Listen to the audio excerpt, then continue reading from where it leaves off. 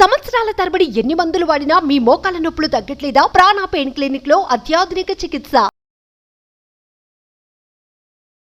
బహుళ చికురభారం బద్ధపించావతంసం చపల చపల నేత్రం చారు బింబాదరోష్టం మధుర మృదులహాసం మందరోదారలీలం మృగయతి నయనం మే ముగ్ధవేషం మురారే. భాగవత కథాసుధ 4వ భాగంలోకి వచ్చాం. అంటే ధనుర్మాసం 4వ రోజు. గోదాదేవి కృష్ణుడి లీలని తన చెల్లులకు చెప్తూ నిద్రలేపుతూ రంగనాథుడి సేవకు వేళయింది రండి అని పిలుస్తోంది. మనం ఇప్పుడు కృష్ణ సేవలోకి వెళ్దాం. పూతనని తృణావర్తుడిని ఇద్దరిని బాలుని రూపంలో ఉన్న నారాయణమూర్తి సంహరించాడు. ఆ తర్వాత ఏం జరిగిందో చూద్దాం.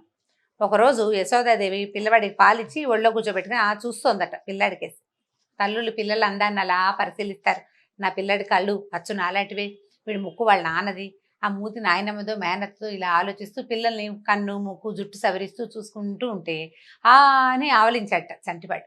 ఈ నోరు తెరిచిన పిల్లాడికి ఆ లోపంలో నోట్లో ఆకాశము, నక్షత్రాలు, సూర్యుడు, చంద్రుడు, భూమి, సముద్రాలు, పర్వతాలు, నదులు, చరాచర సమస్త సృష్టి కనిపించిందట. ఆమె వణికిపోయింది.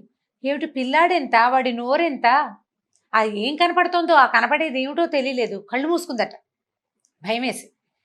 భయపడుతూనే కళ్ళు తెరిచి చూస్తే ఏమీ లేదు. ఆవలించిన పిల్లాడు కళ్ళు మూసుకుని నిద్రపోతున్నాడు. ఈవిడ అనుకుంది ఒక్క క్షణంలో భగవంతుడి అనుగ్రహం ఆమె మీద ఉన్న విష్ణుమాయ తొలగిపోయింది. అబ్బే, ఆ తొలగిపోవటం వల్ల ఆవిడకి అది కనపడింది. ఎప్పుడైతే ఈ కంగారు పడిందో మళ్ళీ ఆమెని మాయలోకి లాగేశాడు భగవంతుడు.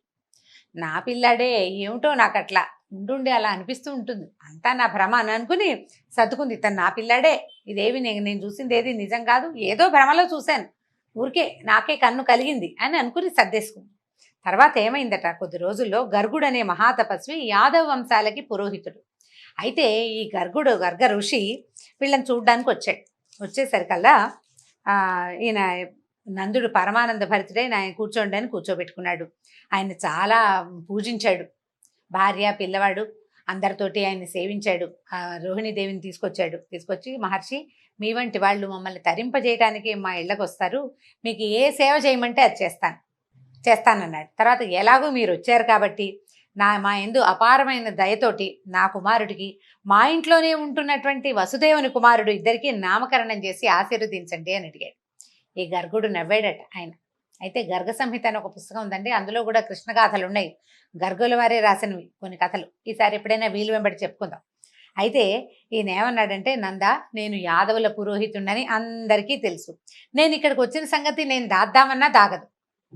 తర్వాత యాదవుల నివాసాలకి నేను ఎప్పుడు వెళ్తాను, అది నా కర్తవ్యం. ఏంటి, వంశానికి పురోహితుడు కాబట్టి పెద్ద పట్టించుకోరు.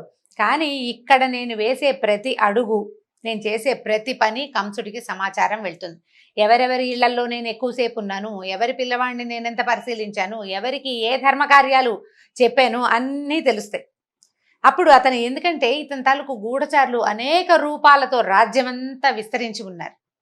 దేవకీదేవి 8వ గర్భంగా మగపిల్లాడే పుట్టాడని, ఆ పిల్లాడు ఎక్కడో రహస్యంగా పెరుగుతున్నాడని, అప్పుడు కనపడిన ఆడపిల్ల ఉందే అదేదో దైవ మాయ అని చాలామంది అనుకుంటున్నారు.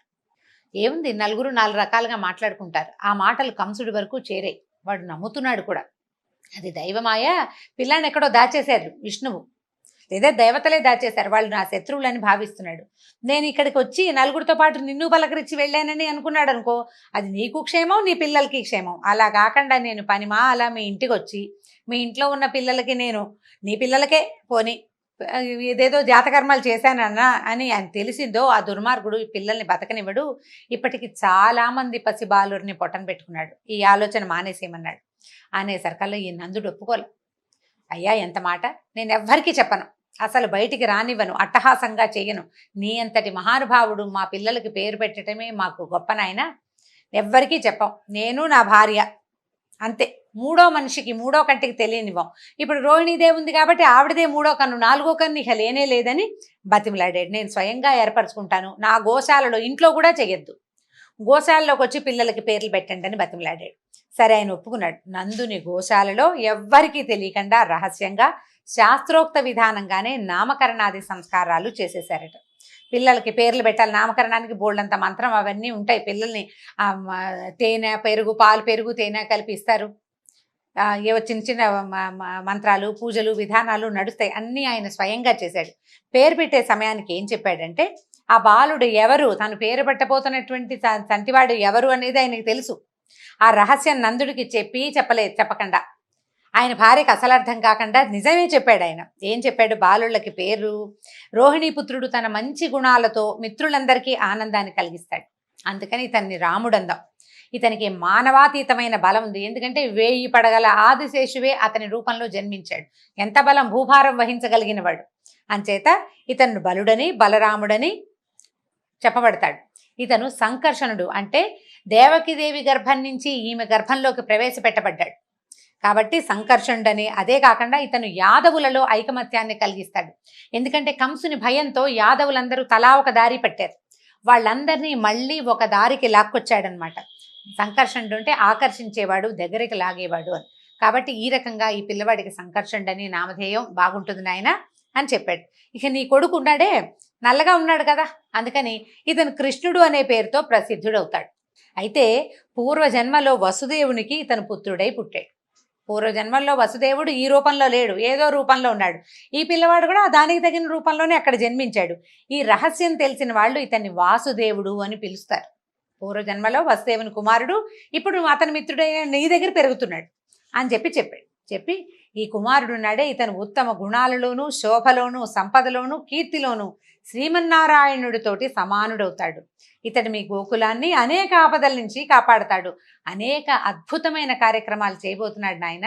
ఇతని గుణాలని బట్టి, ఇతను చేయబోయే అతిమానుషమైన చేష్టితాలని బట్టి యోగులు, ఋషులు అనేక పేర్లతో పిలుస్తారు. ఇతనికి ఒక్క పేరు కాదు, నేను పెట్టేది ఒక పేరే, ఇతనికి ఒక్క పేరుతో ఉండడు, అవే సహస్రనామాలు అవుతాయి. ఏమరపాటు లేకుండా పిల్లాన్ని కాపాడుకోమని చెప్పి ఎవ్వరికి తెలియకుండా ఈ పిల్లలిద్దరికీ రాముడని, కృష్ణుడని నామకరణం చేసి గర్గుడు వెళ్ళిపోయాడు. ఎవరికీ తెలీదు, నందవ్రజంలో కూడా ఎవరికీ తెలీదు. నాన్న, పెద్దమ్మ, అమ్మ పిలుస్తుంటే ఆ పేరుతో అందరూ పిలవడం మొదలెట్టారు. వాళ్ళే పెట్టుకున్నారు పేరు అనుకున్నారు. గర్గుడు వచ్చి నామకరణం చేసే సంగతి బయటికి రానివ్వలేదు. ఇక నామకరణం జరిగింది. పిల్లలు చేతులతోటి, మోకాళ్ళతోటి పాకటం మొదలుపెట్టారు. తల్లులు చక్కగా స్నానాలు చేయించి చంద్రం గిందరం రాసి బాగా చేస్తే, పౌడర్లు రాసి కూర్చోబెడితే ఇద్దరు పోయి బురదలోకి వెళ్ళి దుమ్ములో ఆడుకుంటూ ఆనందించేవాళ్ళు. పిల్లలకి మట్టి అంటే మహా ఇష్టం. అందులో రాముడు, కృష్ణుడు కూడా దానికి ఏమీ ఇది కాదనమాట. అక్కడ వాళ్ళ ఏం తగ్గరు, వాళ్ళు కూడా అందులోనే ఉంటారు. పాక్కుంటూ పక్క ఇళ్ళ వైపుకి వెళ్ళటం. కొంచెం నడకొచ్చాక ఈ కాళ్ళకి మువ్వలు, పట్టీలుండము, గజ్జలు అవి కడితే మొలనూలు, వాటితోటి చిన్న చిన్నగా గల్లు గల్లుమని సందడి చేసుకుంటూ పక్క వాళ్ళ ఇళ్లల్లోకి, పొరుగు ఇళ్ల వరకు వెళ్ళేవాళ్ళు. పాకుతూ ఉండేవాళ్ళు. పాకి వెళ్ళటం, ఒక అడుగు 2 అడుగులు వేయటం. పాకటం స్పీడ్గా వస్తుంది, నడక నిదానంగా వస్తుంది కదా. ఈ కొత్త వాళ్ళు ఎవరైనా కనపడంగానే భయపడినట్టుగా తలంటే బాల్య చేష్టలే. ఈ దేవతాంశతోటి పుట్టిన వాళ్ళనే భావం కలిగించే వాళ్లే కాదు. పిల్లవాడు బహుసుందరమైన వాడు, ఒకడు తెల్లనివాడు, ఒకడు నల్లనివాడు. పాకటము, పరిగెత్తటము, నడవటము, ఎవరినైనా కొత్త వాళ్ళని చూడంగానే బెంగగా మొహం పెట్టి అమ్మ కోసం వెతుక్కోవటము, దాంతో తల్లులకి పరమానందంగా ఉంటుంది. ఎవరైనా వచ్చినప్పుడు వాళ్ళ దగ్గరికి వెళ్ళకుండా తల్లి దగ్గరికి వస్తే తల్లికి ఎంత పొసెసివ్నెస్ అనమాట, మహాద్భుతమైన ఆనందం కలుగుతుంది. కొత్త వాళ్ళ దగ్గరికి మా పిల్లాడు వెళ్ళడని వాళ్ళ పిల్లాడిని వాళ్ళే ఎత్తుకుంటారు, మోయడం కష్టమైనా సరే. ఇలాంటి చిన్న చిన్న ప్రతి చిన్న ఆనందాన్ని ఆ తల్లులకి సమకూర్చారు దేవదేవులు ఇద్దరూ కలిసి. అక్కడి నుంచి కాస్త నడక బాగా వచ్చాక ఇక అల్లరి ప్రారంభం. ఈ లేగదూడలు దొరికితే వాటి తోకలు పుచ్చుకుని వాటి వెనకాల పరిగెత్తడం. అక్కడి నుంచి ఈ వయసున్న పిల్లలే 5-6 వచ్చేవాళ్ళు చుట్టుపక్కల. ఏ ఇంట్లో అయినా ఇల్లాలు పనిలో ఉంటే ఎవరిల్లైనా ఒకటే, ఇంట్లోకి వెళ్ళిపోవటం, పెరుగు వెన్న దాచే కుండల్లోకి చేతులు పెట్టడం, చిన్న పొన్న చిటిపుట్టి చేతులతోటి వెన్న తీసుకుని తినటం, తిన్నంత తిని బయట కోతులు తిరుగుతుంటే వాటికి కూడా పెడుతుండేవంట. ఈ గోప స్త్రీలు, బాబు పిల్లాడు ఎంతసేపు అల్లరి, వాళ్ళని వీళ్ళని ఈ గుంపునంతా వేసుకుని ఇంట్లోకి వస్తున్నాడు, రాజుగారి అబ్బాయి గట్టిగా ఏమీ అనడానికి వీల్లేదు. అందుకని ఏం చేసేవాళ్ళు, వీళ్ళు కింద పెట్టడం అనేది ఉట్లో పెట్టేవాళ్ళు. ఉట్టులో పెడితే ఓ చిన్న పీటో రోలో మోసుకొచ్చి దాని మీద పెట్టైనా కుండలు అందుకునేవాళ్ళు. వాళ్ళ ఇంట్లో పీట రోలు లేదనుకోండి, ఒక కుర్రాన్ని నుంచోబెట్టి వాడి భుజాల మీదకి ఎక్కి వాడి భుజం మీద నుంచి అయినా వెన అందుకునే ప్రయత్నం చేసేవాళ్ళు. ఇక ఎంత అల్లరో, ఎంత కాపు కాసి పట్టుకున్న భువనమోహనమైన నవ్వటం, కొంటెగా కళ్ళార్పటం. ఆ నవ్వుకి వాళ్ళు లొంగిపోయి, ఇలా ఏమంటాం, చిన్నపిల్లాడు, లేక పుట్టిన రాచవారి బిడ్డ, దాంతో వదిలిపెట్టేసేవాళ్ళు. ఒకవేళ ఏదైనా గట్టిగా వీళ్ళు చెప్పబోయారా, ఏడుపు మూతి పెట్టుకుంటాడు, వాళ్ళ అమ్మదే ఒళ్ళో చేరిపోతాడు. ఆవిడ ఏమంటుంది, అయ్యో మా పిల్లాడు అసలు ఇంకా పాలే వదలలేదమ్మా, నా దగ్గరే పడుకుంటాడు, నాతోటే ఉంటాడు, అసలు బయటికే వెళ్ళాడు మా పిల్లాడు, కాసేపట్ల గుమ్మల్లో అంతే, నేను పని వేళ ఉన్నప్పుడు తప్పిస్తే అసలు పక్కిళ్ళకి రావటం ఏమిటి అని పోటాడేది ఆవిడ. ఊరుకునేది కాదు. మా అబ్బాయి ఎందుకు చేస్తాడు, పైగా చుట్టుపక్కల పిల్లలంతా మా పిల్లాడిని తీసుకెళ్తారు, వీడు చిన్న పిల్లాడు అందరికంటే, వాడికేమొచ్చు, వాడికేం ఎక్కడం రాదు, ఏమి రాదు, వెన్నేం తింటాడు, ఇంకా పాలు మానని పిల్లాడు అని వెన్న తింటాడా అని రివర్స్ అయ్యి పోట్లాడేది అనమాట. ఏ పని చేసుకున్నా సరే ఎంతసేపు ఇదే గోల. సరే వాళ్ళంతా ఏమనుకున్నారు, ఇలా కాదు మనం ఒక అన్నేసి ఉంచాలి, సరిగ్గా వెన్న ముట్టుకోగానే ఆ వెన్న చేత్తోటే పట్టుకెళ్ళి చూపిద్దాం, వీడు వెన్న తింటాడని తల్లి అసలు నమ్మదు. తల్లిపాలు మానని వాడు వెన్న ఎందుకు తింటాడు, వెన్నకి మజ్జిగ రుచి ఉంటుంది. పాల రుచి అలవాటు ఉన్న పిల్లాడు మజ్జిగ ఎందుకు తింటాడు, మజ్జిగ రుచితో ఉన్న వెన్నని అని ఆవిడ ఒప్పుకునేది కాదు. ఇక ఏమరపాటు లేకుండా బాగా కాపలా కాసారు. ఓ రోజు పట్టుకునేసరికల్లా వాళ్ళ ఇంటికి వెళ్తే ప్రతి ఇంట్లోనూ ఓ కృష్ణుడు పట్టుబడ్డాట. ఒక ఆవిడ దొరికాడు మాకని ఆవిడ పక్కింటి ఆవిడ ఇద్దరు కలిసి వాళ్ళ ఇంట్లో కృష్ణుడిని పట్టుకున్నారు. ఈ పట్టుకున్న కృష్ణుడిని యశోద దగ్గరికి తీసుకెళ్తోంది ఆవిడ. మా ఇంట్లో దొరికాడు మీ పిల్లాడని. తీరా చూస్తే పక్కింట్లోంచి ఓ కృష్ణుడు, ఆ పక్కింట్లోంచి ఇంకో కృష్ణుడు, ఇట్లా ఇంటికి ఒక్కొక్క కృష్ణుడు చొప్పున రావడం మొదలుపెట్టాడు. దాంతో ఇదేమి వింత అంటే తమ చేతుల్లో ఉన్న కృష్ణుడు కూడా అంతలోనే మాయమైపోయాడు. అంతా సర్వం విష్ణుమాయే. వీళ్ళంతా యశోదాదేవి గుమ్మం దగ్గరికి వెళ్తే ఏమిటమ్మా పొద్దున్నే పనిమాలే వచ్చారు అంటుంది ఆవిడ. చూపించడానికి చేతిలో పిల్లాడేడి, విష్ణుమాయకి లొంగిపోయారనమాట వీళ్ళు. తర్వాత ఇలా జరుగుతూ ఉండేది ప్రతి వాళ్ళకి. ఆ పిల్లవాడు మన ఇంటికి రావాలనే ఉండేది. వాడిని ఎంత భరించలేరో అంత కావాలి, ఎంత భరించలేరో అంత చూడకుండా ఉండలేని స్థితిలోకి వచ్చేసింది. మొత్తంగా నందవ్రజం అంతా ప్రతి ఇంట్లోనూ కృష్ణుడు కంట పడకపోతే తోచని క్షణాలు వచ్చేసినాయి వాళ్ళకి. ఏమయ్యాడు, ఫలానా చోట ఉన్నాడు అంటే సిమితం, వాడు ఎక్కడున్నాడో తెలియలేదా అంటే భయం అనమాట. పిల్లాడు ఏమైపోయాడని అందరూ తల్లితో పాటు మిగిలిన ఇలా అమ్మాయిలు కూడా వెతుక్కుంటూ పోయేవాళ్ళు కృష్ణుడి కోసం. అయితే ఒకసారి ఏమైందట, గోపబాలురంతా ఆడుకుంటున్నారు. బలరాముడు మళ్ళీ కొందరు వచ్చి పరిగెత్తుకుంటూ వచ్చి అమ్మ ఇంకేముంది, కృష్ణుడు మన్ని తినేస్తున్నాడు, గుప్పెళ్ళు ఎత్తి నోట్లో పోసుకుంటాడమ్మా మట్టి అనేసరికల్లా గభాలను పరిగెత్తుకుంటూ వెళ్ళింది ఆవిడ. పరిగెత్తుకు వెళ్ళటం ఏమిటి, టక్కిని చేయి పట్టుకుంది. భయంగా చూశాడు. ఏమిటి నువ్వు మట్టు తింటున్నావా అని కేకలేసింది. కేకలేసరికల్లా నేనెందుకు తింటాను మట్టి, అయినా నేనేమిటి, ఈ బ్రహ్మాండం అంతా నాలోనే ఉందని మనకు చెప్తున్నాడు అనమాట. నా మాట నమ్మకపోతే ఎదురుకుండా ఇప్పుడు వాళ్ళు అబద్ధం చెప్తున్నారు, ఆడుకుంటుంటే ఓర్చుకోలేక అన్నయ్య అందరూ అబద్ధం చెప్తున్నారు, నా నోరు చూడు కావాలంటే నువ్వని చెప్పేసి నోరు తెరిచి చూపించాడు. నోట్లో చూడొద్దు, నోట్లో ఏముందో, పిల్లల నోట్లో ఏదైనా పెట్టుకుంటే నోరు తెరిచి చూపించారు. నోరు తెరువంటే ఇక ససేమిరా నోట్లో ఉన్నది మింగేసేదాకా మన కంటికే కనపడదు. ఈయన మాత్రం నోరు తెరిచి వాళ్ళ అమ్మకి చూపించబోయాడు. ఈ నోరు తెరిచేసరికల్లా ఎట్లా ఉంది, నోటిలో ఆకాశము, నక్షత్ర మండలము, చంద్రుడు, దిక్కులు, ఇంద్రాది దేవతలు, బ్రహ్మ, తత్వరజస్తమో గుణాలు, పంచ తన్మాత్రలు, భూగోళాన్ని, దాని చుట్టూతా ఉండే వాయుగోళం, 14 లోకాలు సముద్రాలతో సహా నోట్లో కనపడుతోంది. ఆవిడ నిర్ఘాంతపోయింది.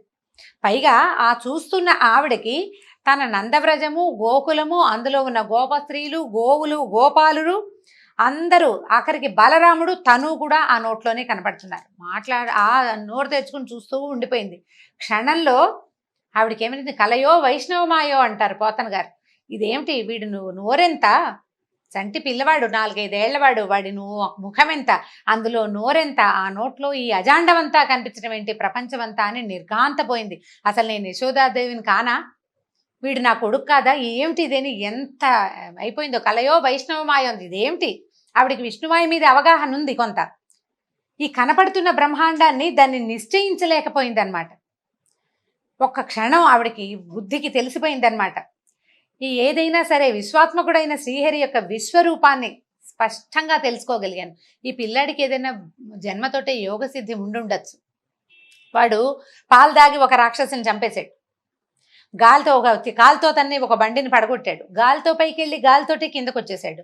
అంటే ఈ పిల్లవాడి యోగ సిద్ధి ఉంది, వీడే విష్ణువేమోనని అనిపించటం లేదు ఇంకా ఆవిడికి.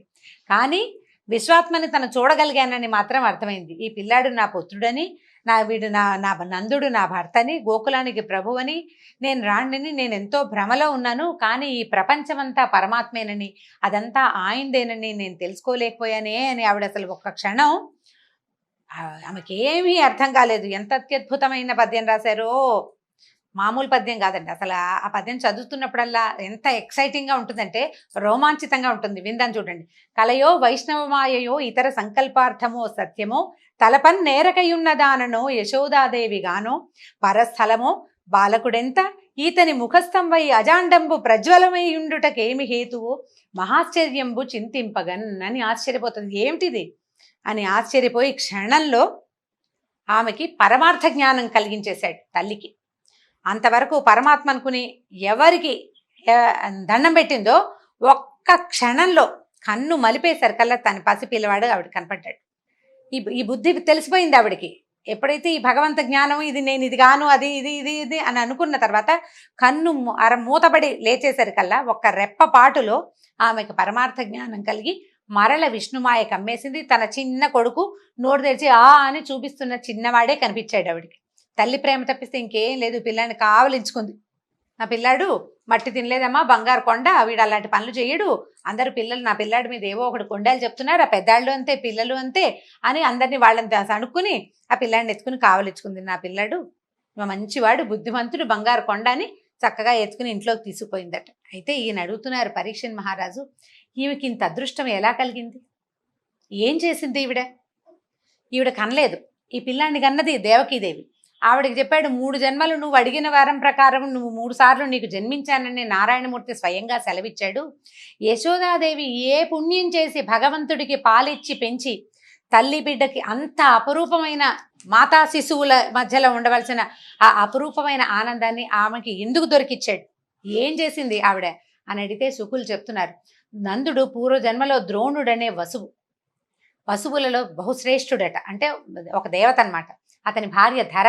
వాళ్ళిద్దరూ బ్రహ్మను గూర్చి తీవ్రమైన తపస్సు చేశారట.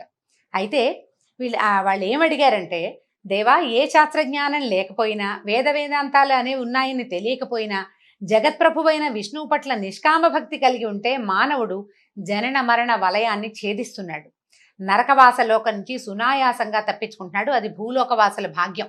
దేవతలకు ఆ భాగ్యం లేదు. మనం దేవతలు గొప్ప అనుకుంటాం, వాళ్ళు మనకి వరాలు ఇస్తారు. కానీ మనకి లభించే సౌభాగ్యం, మానవులకి లభించే భాగ్యం దేవతలకి లేదు. దేవతలందరికీ మానవులంటే మహా అసూయట. ఆ విషయంలో మేం కూడా భూలోకంలో జన్మించాలని, ఏకాంత భక్తితో అంటే అనన్య భక్తితోటి జగన్నాథుడిని సేవించాలని కోరుకుంటున్నాము. ఆ కోరిక తీరాలని వరం ఇవ్వమని బ్రహ్మని వరం అడిగారట. భార్యాభర్త ఇద్దరికి ఏకబుద్ధి కలిగి ఉండటం ఎంత గొప్ప విశేషం అండి. భార్యాభర్తలు చెరుకో రకమైనగాను ఉంటారు, చెరో చోటు నుంచి వస్తారు, ఏవో కొన్ని భావాలు కలుస్తాయి, అన్ని భావాలు కలవు. ఇలాగ తదేక భక్తి తత్పరత ఉండటం చాలా విశేషమైన సంగతి. వీళ్ళిద్దరూ ఈ వరం అడిగితే తథాస్తన్నాడట. ఆ ద్రోణుడే భూలోకంలో నందుడుగా జన్మించాడు. అతని భార్య ధర యశోదయింది. వాళ్ళకి పుత్రుడైన కృష్ణుడి పట్ల ఏ కోరిక చేత మలినం కాని ప్రేమ, అంటే మనం శ్రీహరి పట్ల కలిగే ఈ ప్రేమని భక్తి అంటాం మనం. వాళ్ళకి ఆ భక్తి కలిగింది. గోకులంలో ఉన్న గోపాలుడికి గోపస్త్రీలకి సహజంగానే స్వామి మీద ప్రేమ కలిగింది. లోకేశ్వరుడైన విష్ణువు తన కుమారుడైన బ్రహ్మ ఇచ్చిన వరం నిజం చేయటానికి బాల్యమంతా గోకులంలో ఉండి నంద యశోదలకి తనని ప్రేమించి సేవించే భాగ్యం కలిగించాడు. అయితే చూడండి, దేవకీ వసుదేవులు తమ విష్ణువుని తమకు కుమారుడుగా పుట్టమని మాత్రమే కోరారు. కృష్ణావతారంలో ఆయన ఆ కోరిక తీర్చాడు వాళ్ళకి. అదే అవతారంలో నంద యశోదలకు కోరిక కూడా తీర్చవలసి వచ్చింది. అంచేత వాళ్ళకి తనని ప్రేమించి సేవించే అవకాశాన్ని, పాలిచ్చి పెంచి పోషించే అవకాశాన్ని భక్తులకి కల్పించాడు భగవంతుడు. ఈ విషయాన్ని శుకులు మన పరీక్షణ్ మహారాజుకు తెలియజేశారు. ఈ తర్వాత మరిన్ని కృష్ణలీలల్ని వచ్చే భాగంలో తెలుసుకుందాం. నమస్కారం.